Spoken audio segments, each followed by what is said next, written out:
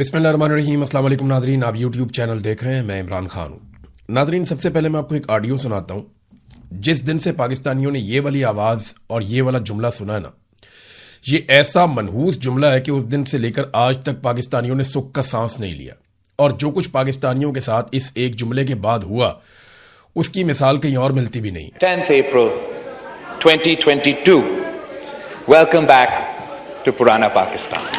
तो जब से इन्होंने कहा कि वेलकम बैक टू पुराना पाकिस्तान, उस वक्त से लेकर अब तक पाकिस्तानियों ने कोई ख़ास अच्छी खबर नहीं सुनी। इन्हीं पाकिस्तानियों के साथ वो कुछ हुआ है कि जिसका कोई अंदाज़ा भी नहीं लगा सकता था। इन्होंने इल्ज़ामात लगाया कि इमरान खान ने ये कर दिया, वो कर दिया, महंगाई बढ़ा दी है, मईशत तबाह हो रही है, इस किस्म के इल्ज़ामात लगाए। और उसके बाद से लेकर अब तक किसी एक शोबे में भी पाकिस्तान संभल नहीं सका। चाहे दिफा का शोबा हो, पाकिस्तान के अंदर दहशतगर्दी बहुत ज़्यादा बढ़ गई। दहशतगर्दी के ऐसे खौफनाक वाक़यात हुए, इंटेलिजेंस के बहुत बड़े बड़े फेलियर्स हुए पाकिस्तान में। इंडिया ने पाकिस्तान का पानी रोक लिया, तो ये बहुत बड़ी एक पाकिस्तान की नाकामी हुई। हाँ, इंडिया के जहाज़ पाकिस्तान ने गिराए, वो बहुत अच्छी बात थी, उसको कल सेलिब्रेट किया पाकिस्तानियों ने। और बहुत सारे प्रोग्राम्स भी रखे गए। कुछ प्रोग्रामों पे लोग एतराज़ भी कर रहे हैं। फील्ड मार्शल ने एक तकरीर भी की। तकरीर तो वो अच्छी करते हैं, यानी जिसने लिख कर दी उसने अच्छी बातें लिख कर दी। लेकिन तकरीर में कॉल और फेल के अंदर जब तजाद हो तो फिर चीज़ें ठीक नहीं हो सकती।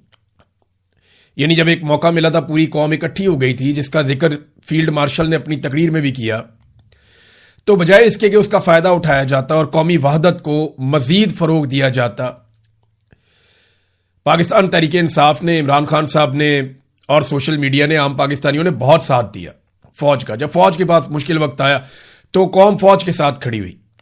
लेकिन जैसे ही वो मुश्किल वक्त खत्म हुआ तो मिलिट्री एस्टेब्लिशमेंट ने अवाम को दोबारा कुचलना शुरू कर दिया और वही जालिम रजीम अवाम के ऊपर मुसल्लत रखा जिसने अवाम को तबाह बर्बाद कर दिया। आज पाकिस्तान की माशी हालत आपके सामने है, तबाही और बर्बादी फेरी हुई है। इन्होंने मईशत की, अवाम का एक दिन भी मिलिट्री एस्टेब्लिशमेंट ने साथ नहीं दिया। ये जर्नैल उन जालिमों के साथ खड़े हुए जिन्होंने पाकिस्तान में आईपीपीज के घटिया मंसूबे लगाए थे। आईपीपीज पे मैं वीलॉग करने वाला हूं, 1-2 दिन का मेरा काम रह गया है। डिटेल रिसर्च के बाद आपको मैं बताऊंगा कि पाकिस्तानियों को कितना बड़ा चूना लगाया गया है, और एक ऐसा वीलॉग करूंगा कि आपको बहुत सारे वो सवालात जो आपके दिमाग में हैं, उन सब के जवाब आपको इंशाल्लाह मिलेंगे।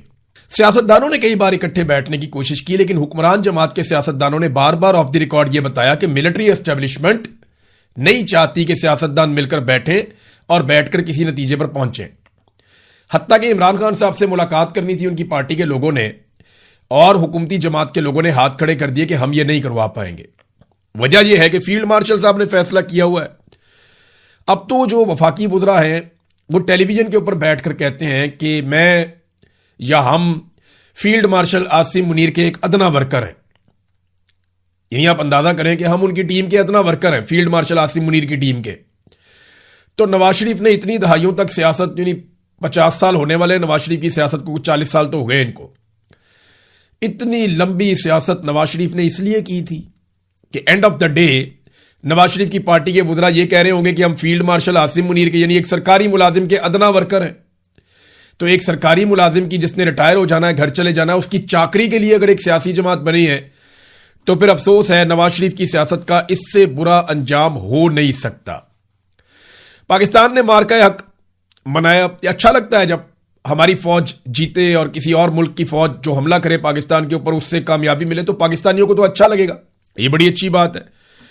लेकिन भाईचारे के माहौल को जिस तरह जबरदस्ती, जालसाजी के जरिए जुल्म और जबर से खत्म किया गया, वो इंतहाई अफसोसनाक है।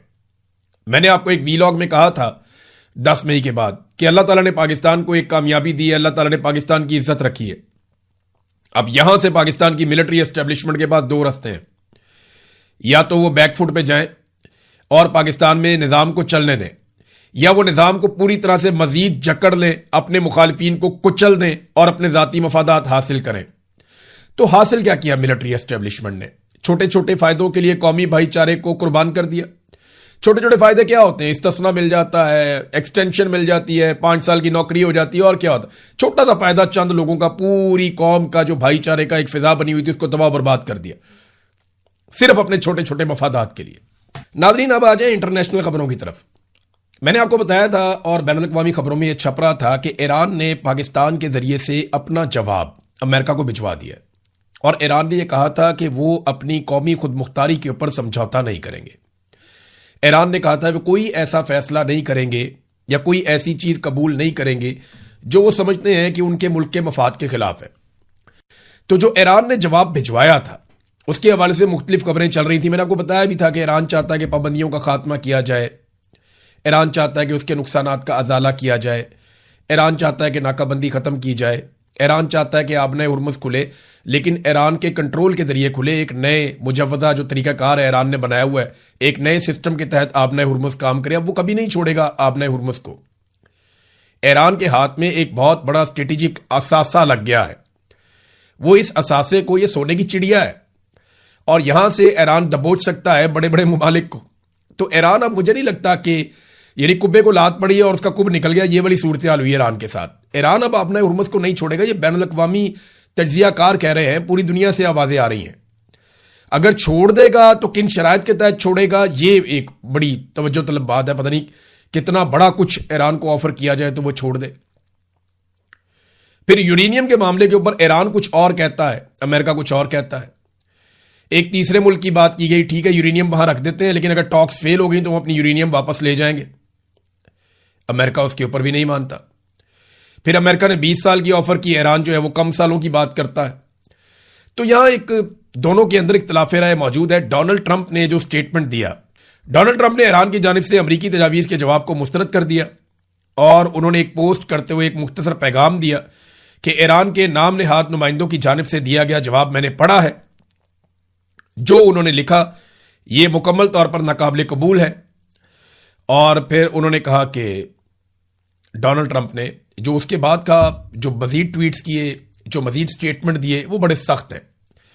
डोनाल्ड ट्रंप हर वीकेंड पे सुलह की बात करता है और जब वीकेंड खत्म होने वाला होता है तो जंग की बात करता है।